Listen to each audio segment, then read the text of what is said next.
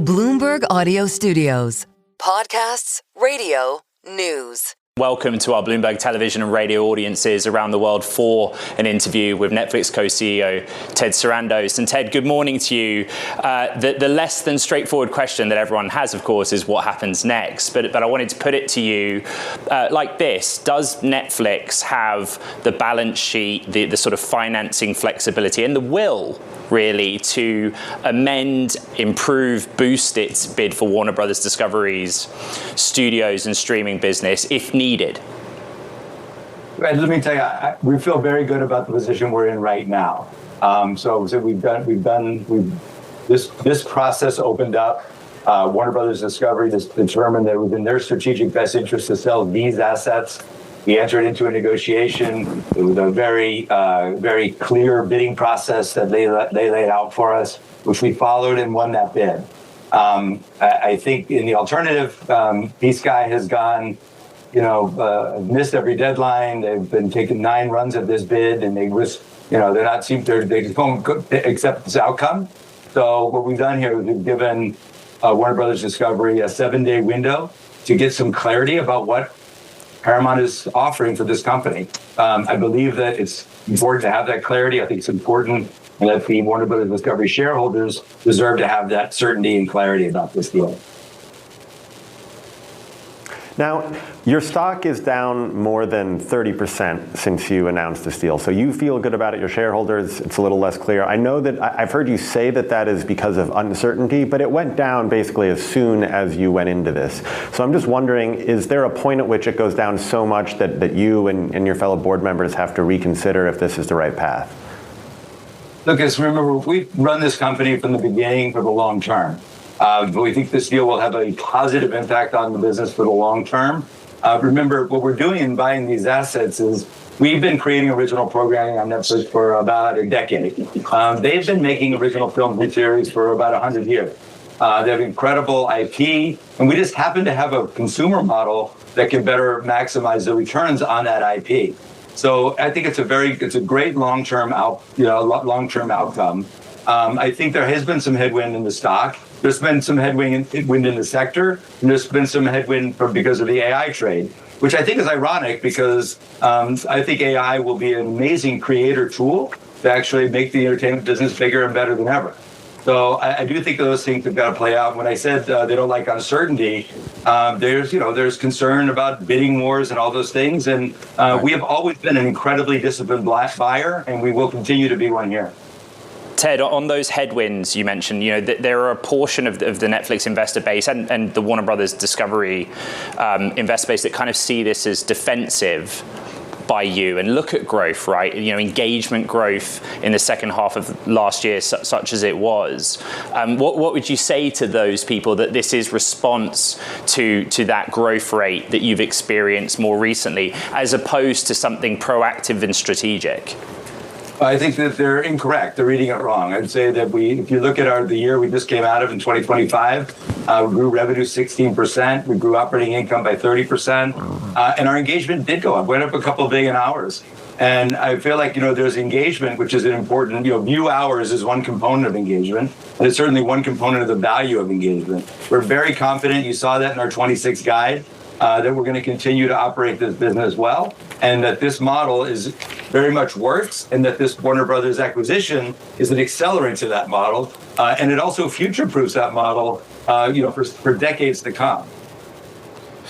Ted, I appreciate there's a process here, and thank you, kind of earlier for outlining it, right, through February 23rd. But before that, the section of the investor base that basically thinks Netflix should walk away, look at the regulatory road ahead, they look at the integration risk, and then, like what Netflix is, a big global technology company, as opposed to being something sort of micro-focused on global entertainment Hollywood. Right, and so answer those investors, right? Why are they wrong that actually there is a longer list of reasons to walk away than stick with it at this juncture? Well, this deal offers great value to the Warner Brothers Discovery shareholders. It offers great long-term value to Netflix. We have a normal regulatory path ahead. There's nothing uniquely challenged about that process. We are about in the middle of it with the DOJ, with the European regulators, with regulators all over around the world, and with states' attorney general. This is a process that we're very confident that we're going to navigate. And in fact, I'd say, again, when you look at these deals that are out there, I think people would like the status quo. And we have a long history of running the business well and pivoting when it's time to, and adding new business lines to the business that people get upset about sometimes. And then when we do it successfully, they're thrilled. I think advertising probably is the most recent example. Live could be a more recent example. Some of our live sporting events could be a more recent example of things that have been pivots in the business that have gone on to grow the business very well, and people are very happy about it. People don't like change. They don't like any degree of uncertainty sometimes. And anytime there's a new deal, there is regulatory scrutiny. There is execution risk, all of those things. But we are highly confident that we're going to bring this deal close, and that we're going to successfully integrate the business. And I think about it as the reason why we're out talking about these deals so much this week. We've granted the 7-day window to get some clarity about the Paramount deal, because Paramount has been out spreading a lot of misinformation to shareholders, into the markets, and to regulators in ways that have run the narrative into a state of confusion. We're trying to say, well, take 7 days and get some clarity. Because what we believe is, and what the Warner Brothers Discovery Board agrees with us on as well, is that our deal is a superior deal. We believe it's good for them. We know it's good for us, and we are excited about getting it done. When you talk about kind of clarity and certainty, one of the aspects of the Paramount deal that they have stressed is better, and I think some of the Warner Brothers shareholders seem to agree, or at least entertain it, is they're offering to buy the whole company. They will just take it out, $30 a share. Warner Brothers doesn't have to proceed with a spin beforehand. What is your argument for why your more complex deal is better for all those shareholders than just getting the cash tomorrow? Look, this deal is not complicated at all. It is $27.75 at plus the value of Discovery Global. By the way, it's the deal that they want. It is the deal that they asked for. These are the assets that were for sale. So the more complex thing is buying the whole company. When you do that, then you're buying these European sports networks. As you know, sports rights in Europe are incredibly highly regulated, as is the television landscape, which they'd be stepping themselves into. So I would argue that our deal is quite simple: $27.75 per share plus the value of Discovery Global, and which I think is an incredible asset. And they do too. That's why that they set the offer up this way. That's why when we were bidding, we bid for the assets that were for sale. If Discovery Global is a great asset, I'm just wondering, have you guys talked about just buying the whole company and doing the spin yourself? No, as you know, the linear broadcast business is not something that we're interested in, but others are. And I think when I look at the business, particularly those European networks are not in decline the way that the way they are in the U.S. So it is not of our interest, but it's I'm sure of interest of many buyers. Ted, you are competing in a politically sensitive media deal. There is reporting, and we are in a time where the Ellisons and their relationship to the Trump administration has been discussed. It's also reported, of course, that you met with the president, I think, on November 24th. How are you weighing that and assessing that in this scenario, that relationship between Paramount's leadership and this administration? Look, I have spoken to the president about the state of the entertainment industry. We've had multiple conversations about how do we protect American jobs? How do we keep the entertainment industry healthy? What are those headwinds? What are those things that we're working on to try to keep production up in the United States? We are investing $1 billion into a new state-of-the-art production facility at the old Fort Monmouth military base in New Jersey. Obviously, the president is very keenly interested in entertainment, and he's very interested in American industry and American jobs. So those are the conversations that we've had. I don't know why the Ellisons intimate that they have some direct line to the Department of Justice for faster path of clearance, but I doubt that they do. This is a process that is being run by the Department of Justice. The president has been very clear on that. We've been very clear on that. The Department of Justice published in 2023 the guidelines for mergers that they're following right now. So that's what's happening here. This is a business deal, not a political deal. You're joining us on Bloomberg Television and Radio. We're speaking to Netflix's co-CEO, Ted Sarandos. And Ted, last night, Bloomberg News reported that the Justice Department and its attorneys have made contact with movie theaters, the industry, to try and understand what either outcome would mean for the movie theater business. I know that you actually have discussed this a little, theatrical releases, but just your latest thinking on that and what your pitch is to people on seats in movie theaters if you were to close your proposed deal. Yeah, it's a very important thing to look at, and I think why the DOJ is having those conversations. Those are all laid out in the 2023 merger guidelines. To better understand the landscape, they're going to talk to competitors and suppliers, and to better understand the landscape, including how it impacts adjacent businesses like the theatrical business. Now, our pitch is very simple because it's the truth, which is we're going to keep Warner Brothers running pretty much like they are today, releasing their movies in theaters for the traditional 45-day windows. And in fact, it's even quite better for theaters because now that we're going to be in that business and own a theatrical distribution entity, we're going to take some of the Netflix films and put them through that as well. So it's very likely that you'll have even more outcome of high-quality films for the theaters if this deal goes through.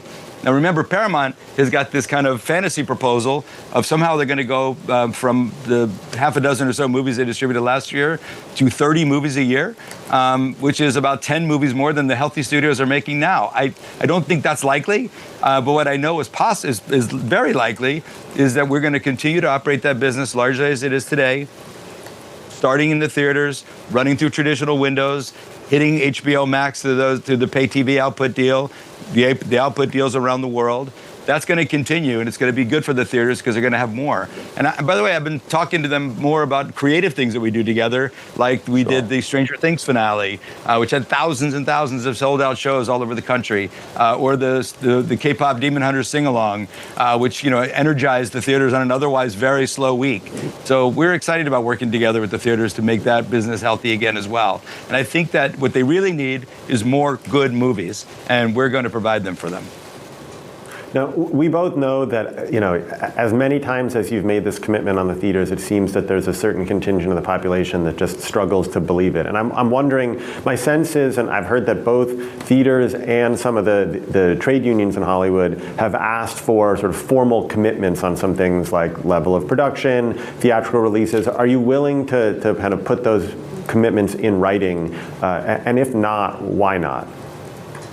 Lucas, let's be clear. This deal does not represent any concentration risk at all. So those two would typically be remedies for a situation like that. According to Nielsen, we have 9% of the business. We're going to add HBO to that. And we're going to have 10% of the TV business, which is the primary driver of this deal and of our business. In the theatrical business, it's highly competitive. There's a lot of output that's going to go through there. The reason I'm not going to put it in writing, I wouldn't want to do this deal only to put ourselves at some bizarre competitive disadvantage down the road. And I've earned some of the skepticism about the theater business because I've said things about the state of the theater business, but I said that in the context of a business that we were not in. And today we own Warner Brothers, we own a theatrical distribution entity, and we're going to want to continue to invest against the success that they've had. Pam and Mike just opened their 9th #1 film at the box office, 9 in a row. That's the kind of winning that we want to do with Warner Brothers and the theater owners. You mentioned HBO, and one of the Lucas, I can go back to what you said about the trade unions as well. I think it's very important that I would like to have the trade unions to support this deal on behalf of their membership. Because what's going to happen in the alternative of this deal, I know there's some people who believe, maybe if this deal doesn't happen, there'll be no sale of Warner Brothers. This sale is going to happen. It's going to be Netflix or it's going to be Paramount. And if it's Paramount, they've told everybody what they're going to do. They're going to have they've said $6 billion in cuts, but they've also told everyone who they're borrowing the money from that they're going to delever the company from 6 or 7 times down to 2 times in 18 months, which means $16 billion in cuts. So that's what the trade unions who represent the people who make movies, writers, directors, producers, the crews of IATSE and the Teamsters, they're going to be working in a business that's going to be $16 billion smaller, even than the $3 billion that Paramount has already cut out of its own company. So you're talking about an enormous contraction of the business, and the trade unions, I think, should come out and support this deal explicitly on behalf of their membership to protect employment and jobs. No, I'm curious. You brought up HBO, and one of the big kind of regulatory questions around this, antitrust law depends on, will prices go up for consumers? Is this bad for consumers? Are you going to offer HBO on a standalone basis going forward, and will you offer it for less than it is offered today? We will continue to offer it as a standalone unit. 80% of HBO Max subscribers in the United States have a Netflix subscription today, actually closer to 85%. So I think what that says is this is a very complementary business, and we'll be able to put those businesses together and give those consumers a pretty steep discount. So that we're excited to do, and that's why I think this will be pro-consumer, because I think consumers have already said these are complementary businesses that they today pay a 100% premium for. Netflix co-CEO Ted Sarandos, we're grateful for your time. We covered a lot of ground, and of course, Bloomberg Screen Times managing editor Lucas Shaw, also over in Los Angeles.